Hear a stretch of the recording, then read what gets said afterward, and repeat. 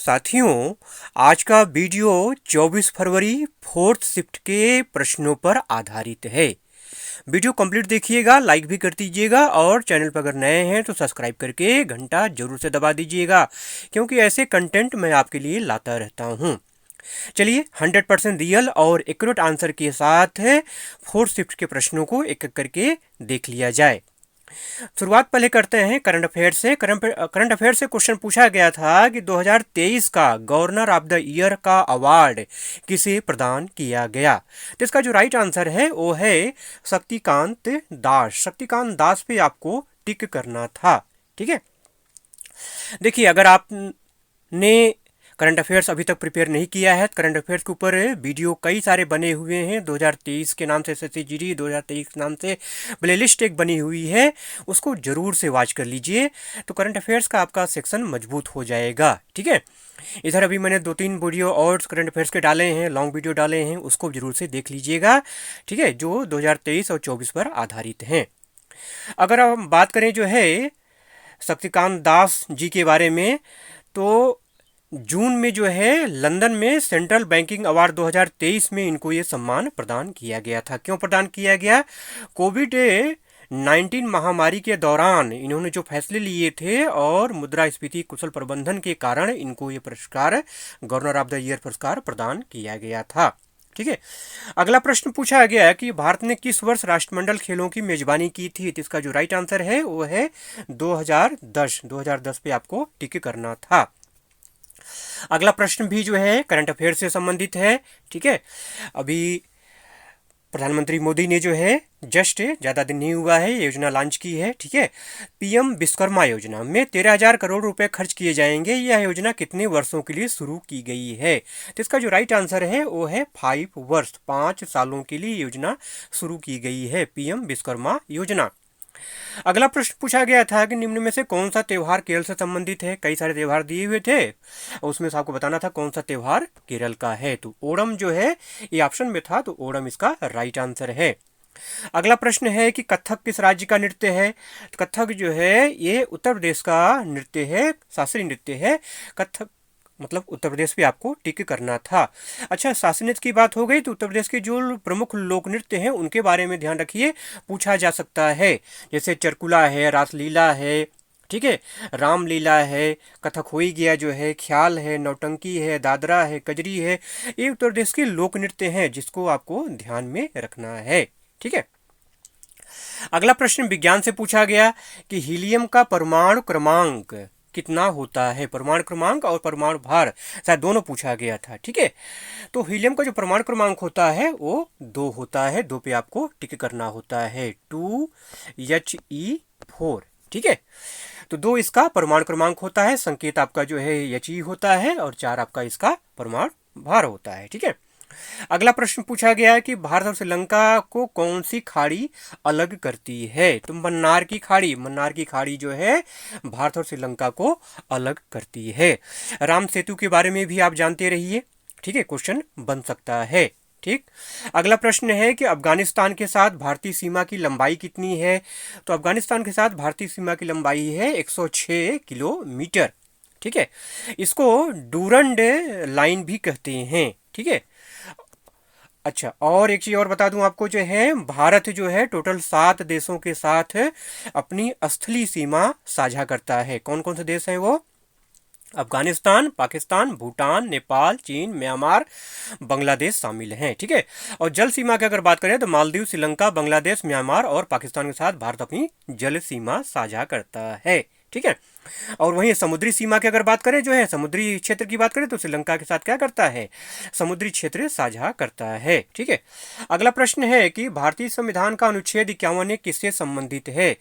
तो भारतीय संविधान का जो 51A है, ये देखिए इसमें आपको जो 11 मौलिक कर्तव्य हैं उसमें से आपको ऑप्शन दिए हुए थे, उसमें आपको टिक करना है। ठीक है, वैसे ही 51 का संबंध मौलिक कर्तव्य से है, ये तो आप जानते ही हैं। ठीक है, और मौलिक कर्तव्यों का जो प्रावधान है ये सोवियत संघ से के संविधान से प्रेरित है। ठीक है। 42वां जो संविधान संशोधन हुआ था 1976 में, स्वर्ण सिंह समिति की सिफारिश के आधार पर भाग 4 में इसको शामिल किया गया है। ठीक है। मूल रूप से मौलिक कर्तव्य 10 थे, बाद में जो 86वां संविधान संशोधन हुआ है 2002 में, उसके द्वारा एक कर्तव्य और जोड़ा गया। ठीक है। अच्छा, राज्य के नीति निर्देशक सिद्धांतों की तरह मौलिक कर्तव्य भी क्या है, प्रकृति में गैर न्यायिक है। ये बात आपको ध्यान में रखनी है।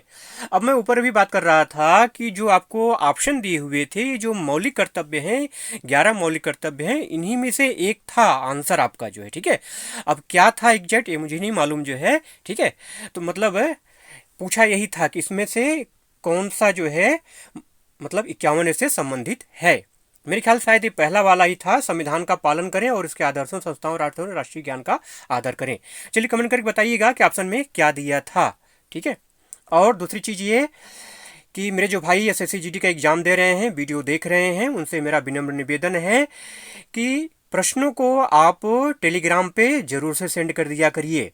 ठीक है। टेलीग्राम का लिंक डिस्क्रिप्शन में दिया हुआ है, आप वहां जा करके प्रश्नों को सेंड कर देंगे अगर आप, तो 100% एक्यूरेट एनालिसिस हो पाएगा, सही प्रश्न आप तक पहुंच पाएंगे।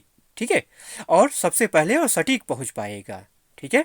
इसलिए निवेदन यही है कि मेरे जो भाई वीडियो देख रहे हैं, जिनके पास मेरी आवाज़ पहुंच रही है, वो जरूर से जो है प्रश्नों को शेयर करें टेलीग्राम चैनल पर। ठीक है। अगला क्वेश्चन पूछा गया कि चंद्रगुप्त प्रथम की पत्नी का नाम क्या था। तो इसका जो राइट आंसर है वो है कुमार देवी। ठीक है। लिच्छवी साम्राज्य से संबंधित थी ये। ठीक है। लिच्छवी साम्राज्य नेपाल में है। सर्वोच्च न्यायालय के न्यायाधीशों का वेतन कौन निर्धारित करता है, तो संसद निर्धारित करता है। लेकिन एक चीज जान लीजिए कि उच्चतम न्यायालय के न्यायाधीशों का वेतन, पेंशन और भत्ते भारत की जो संचित निधि होती है ना, उस पर भारित होती है। पूछा जाता है ये किस पे भारित होता है, तो भारत की संचित निधि पर भारित होता है। जबकि उच्च न्यायालय के न्यायाधीशों का जो वेतन और भत्ते होते हैं वो संचित निधि, ठीक है, संचित निधि तथा पेंशन जो है भारत की संचित निधि पर भारित होती है। ठीक है। मतलब यहाँ से उनको पेंशन और भत्ते दिए जाते हैं। ठीक है। अगला प्रश्न है कि कौन सी पंचवर्षीय योजना सबसे ज्यादा सफल रही। तो इसका जो राइट आंसर है वो है 8वीं पंचवर्षीय योजना। ठीक है। अगला प्रश्न है कि फ्री थ्रो डैश डैश से संबंधित है। इस टाइप से क्वेश्चन था, तो इसमें आपको बास्केटबॉल पे आपको टिक करना था। फ्री थ्रो जो है बास्केटबॉल से संबंधित है। अगला प्रश्न पूछा गया इकोनॉमिक्स से कि बैंक दर कम होगी तो क्या होगा। देखिए, बैंक दर जब कम हो जाती है तो बाजार में मुद्रा की आपूर्ति बढ़ जाती है। ऑप्शन में आपको दिया हुआ था, तो यही आपको टिक करना था। अगला प्रश्न था कि बांसुरी गुरु फिल्म किस बांसुरी वादक के ऊपर आधारित है। देखिए, बांसुरी गुरु जो है ये डॉक्यूमेंट्री थी, ये हरिप्रसाद चौरसिया के जीवन वृत्त पर आधारित है। हरिप्रसाद चौरसिया पे आपको टिक करना था। हरिप्रसाद चौरसिया का जन्म 1 जुलाई 1938 को हुआ था। वह एक भारतीय संगीत निर्देशक और शास्त्रीय बांसुरी वादक हैं जो हिंदुस्तानी शास्त्रीय परंपरा में बांसुरी बजाते हैं। इनका जन्म उत्तर प्रदेश के प्रयागराज में हुआ था और 2013 की वृत्तचित्र फिल्म बांसुरी गुरु में चौरसिया के जीवन और विरासत को दिखाया गया है। ठीक है। तो हरिप्रसाद चौरसिया पर आपको टिक करना था। अगला प्रश्न हिंदी से संबंधित है कि राम एक सीधा साधा बच्चा में अशुद्धि क्या है बताना है। तो इसमें जो एक है, एक नहीं होगा, राम सीधा साधा बच्चा है, ये ठीक होगा। ठीक है। अगला प्रश्न था कि ज्योत्सना का पर्यायवाची पूछा गया था। तो ज्योत्सना का जो पर्यायवाची होता है वो चंद्रिका है, चंद्र मरीचि है, उजियारी है, चंद्रप्रभा, जुन्हाई है। इस टाइप से जो है ये जो ऑप्शन में होगा उसको आप टिक करेंगे। अगला प्रश्न पूछा गया था भलाई का विलोम। भलाई का विलोम होता है बुराई। घर का तत्सम पूछा गया था। घर का तत्सम होता है गृह। अगला प्रश्न था हिंदी का औंधे मुंह गिरना मुहावरे का अर्थ पूछा गया था। तो औंधे मुंह गिरना मुहावरे का अर्थ होता है अपमानित होना या शर्मिंदा होना। अगला प्रश्न पूछा गया कि टाट उठाना मुहावरे का अर्थ। टाट उठाना मुहावरे का अर्थ होता है दिवाला निकलना, मतलब दिवालिया हो जाना। अगला प्रश्न है कि किसने शिकागो विश्व धर्म सम्मेलन में भाग लिया था। तो इसका जो राइट आंसर है वो है स्वामी विवेकानंद। ठीक है। एक प्रश्न इस टाइप का शायद था कि भारत ने दूसरे एशियाई खेलों की मेजबानी कब की थी। शायद इस टाइप का क्वेश्चन था। कमेंट करके बताइएगा क्या ये क्वेश्चन था कि नहीं था। एक प्रश्न आपसे पूछा गया था पद्म विभूषण से संबंधित प्रश्न था, किस जोड़ों को पद्म विभूषण दिया गया था। ठीक है। शायद वर्ष पूछा था, ये भी क्वेश्चन क्लियर नहीं मिल पाया है, कमेंट करके जरूर बताइएगा। और हिंदी से क्वेश्चन पूछा गया था जिसे प्राप्त न किया जा सके। ठीक है, अनेक शब्दों के लिए एक शब्द जिसे प्राप्त न किया जा सके के लिए शब्द बताना था, तो अप्राप्य, अप्राप्य इसका राइट आंसर होगा, अप्राप्त या अप्राप्य। ठीक है, तो जितने क्वेश्चन मिल पाए थे फोर्थ शिफ्ट में लगभग वो मैंने आपको पूरे करा दिए हैं। ठीक है, वीडियो अगर अच्छा लगा हो तो एक लाइक जरूर से कर दीजिएगा। चलिए मिलते हैं अगले वीडियो में, तब तक के लिए जय हिंद।